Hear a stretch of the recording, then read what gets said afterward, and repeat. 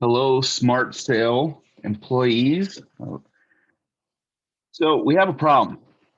A good majority of our discovery calls are we're having a problem with callbacks and everything like that. So let's create a plan to get this done. That way we know we can go on forward with our customers and have a more positive and uh, fluent here flow of everything, just getting it done. So we need to create a plan on this. First off, we need to get to know the companies better prior to making these calls. We just can't do a drop dead call. Most everything is online now. So, and we're an internet based kind of company. So we should have access to most of the information we're going to need, at least initially, for these phone calls. Some of you are already kind of doing that. We need to dive in deeper with some of these companies. Now, when we do have to call the company, first off, we have to be warm with the gatekeeper. Just keep her in her good graces, or him or her, whoever that person is. We need to make sure that individual is accustomed to hearing our voice, because in the long run, they're going to be the first person we're going to talk to, and there's a chance that might be the last person we talk to, disconnecting calls, you name it, confirmation of information, coordination for communication, stuff like that. We need to have a little bit more information also financially for the company. So during the time frame of that call, we should have a general idea of how many actual notifications this company should have pushed out towards for any type of advertisements, market, social media, any type of mentions, anything like that. During this time frame, so many thousand clicks on your website versus how many more would be what is actually going to go through with our advertisement campaign for them. Market research, comparable stuff like that. Just we got to make sure we complete the picture prior to before we get there. Now, the big thing is, it sounded pretty much like everyone's having the same exact issue here. They're spending too much time on the calls, trying to get the information out to the client. Well, the problem is you're not actually listening to what the client needs and what their problems are. You know what? Sit there and have them talk to you. And have them just ask them very specific questions, open questions, not yes or no questions, stuff like that to make them talk, make them discuss with you what is going on. So that way you and them both know the issues. And then what you do after they get done all their stuff, make sure that you ask, okay, this is blah, blah, blah, blah, blah, certain questions to fill in the blanks. And then they will confirm what you just, what we're confirming with each other. Yes, this is exactly how it is. And then after all that's done, go, okay, let me put together a product plan for you. Give me some time. Now, that could be 2 days, that could be a week, that could be a month. Now, depending on that time frame of how long that communication is, we need to make sure that we understand to fill those gaps in appropriately. Now, you shouldn't always have to talk to the decision maker, but the decision maker has got to be obviously the first and last phone call, essentially. Ask for a point of contact for an individual.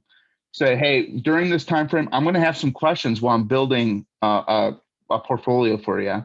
I want to make sure I have a person to go to, so that, because I know your time is precious. Who's the best point of contact for this? That way I can get the information I need and I'm not holding you up, so you can get more important other work done. Not necessarily more important, because making money is our business, and helping companies make even more money is our goal.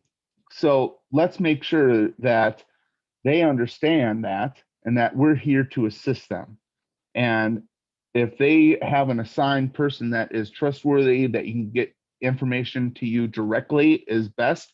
That'd be ideal. Now, communication, don't send just blanket emails. Just don't send random emails. If you're going to send an email, make sure it's confirmed prior with a phone call. Make sure they're expecting an email, especially with that information in hand. So that way they know what to expect, when to expect it, and what's going to be in it. Otherwise, people may just scan over it and go, oh, what's this? And just kind of accidentally delete it. Or it may go to the wrong inbox. That's a very distinct possibility. Go into other or spam or some type of updating files, things, depending on the email server that they utilize. It may scan through your stuff and just consider it spam. So make sure that they're looking for that email. So if they don't get that email, you can confirm that with them. Hey, I'm sending this now. Okay, did you get in your email? Good, great. Sometimes you're going to be dealing with companies that have sensitive information or something going on. You want to make sure it's going to the right spot. We don't have room for hiccups, especially during the initial stages, because if there's hiccups during the initial sales process, there will be hiccups during the actual business that we do on a normal day basis. That's how they'll look on it. So let's get it going right off the bat. So the preliminary call, keep it light. Don't read off the information. You send them the information, but you talk to them about the benefits. So, hey, I got some great benefits, blah, blah, blah, money-making situation here. You're going to get more money, or you're going to get more actual user feedback per dime in comparison to what you're already utilizing for advertising. Things like that. Just keep it light. Don't read off a PowerPoint slide because you're already giving them all this information. They'll be able to read that on their own. Now, what we're going to need to get is the information from them. So during those short little time periods, we need to make sure that we communicate with the people, the powers that be, to get us all the information they need so we can build everything that it is, and then we deliver a product for them to say, oh, wow, it's already ready to go. I thought this was just going to be another meeting. No, this is actually how it's all going to work. That's what we need to do. Email, text, phone, etc. Don't call too much. When an email is okay, but sometimes you have to talk to someone in person. Avoid text messaging unless they request it. Text messaging can be impersonal as well as can be, too short, anything like that. Now, if they're making a phone call, here's a link to the actual cloud site or some type of URL, and they're on the road and they want it to their phone. Now, that's perfectly fine. But use it upon request, not just don't assume text messaging is okay or Facebook message or anything like that. This is not social media. Now, we utilize social media and we need to be able to show them on all that stuff like that. But in our terms for business, no. Now, what information should we be shown with each other contact? You know what? Initially, like I said, we're going to build something together for them right off the bat, and then in turn it around and make it into a more complete package. So let's talk about that more complete package. So when we sit down on the phone or via Zoom, today's world, just like this meeting, we have to make sure that we have the right things in place. How much money is going to be spent for how many viewers, what social medias we're going to be utilizing, the expanse of their business, everything like that. See, that's stuff that we're going to tell them on a subsequent meetings. On the discovery call, that's them telling you what their expectations and where they want to go. And then that way we can formulate where we're going to go with it from there on. Now, each business is going to be a little different. So this could be, let's say, computer game manufacturing. They may want to be on Twitch or other social media platforms that they know the younger generations or video game relatable content is being displayed. They maybe want to be on that, where it could be more of a mom and pop, more of a local. They may just want Facebook, maybe a little bit beyond that, just Instagram or Twitter. They may not want anything more because their target is not there. Beyond that, they don't want to go. They're servicing just local people, and that's who generally contacts on those media platforms. So we can build up that. So think like that just a little bit. Now, with these discovery calls, getting hung up, not necessarily getting hung up on, but them not being prepared, you're going to have to do the legwork on some things prior to that meeting. So it's okay to call that individual, that point of contact. Hey, do I have this information correct? Can I make sure I have this so that way I can put together your information just right? So that way, because they may not have put the information together the right way because they didn't know what to really do or expect.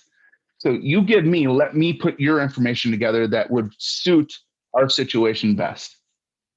That's how we need to do that. It's going to be more work, but in the long run, we'll have happier customers because we'll have listened to them.